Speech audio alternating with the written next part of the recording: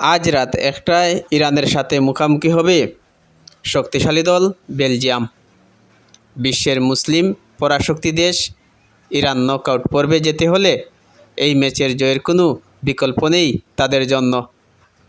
তাই বিশ্বকাপের দ্বিতীয় ম্যাচ জয় ছাড়া কোনো উপায় নেই পরাশক্তি দেশ ইরানের।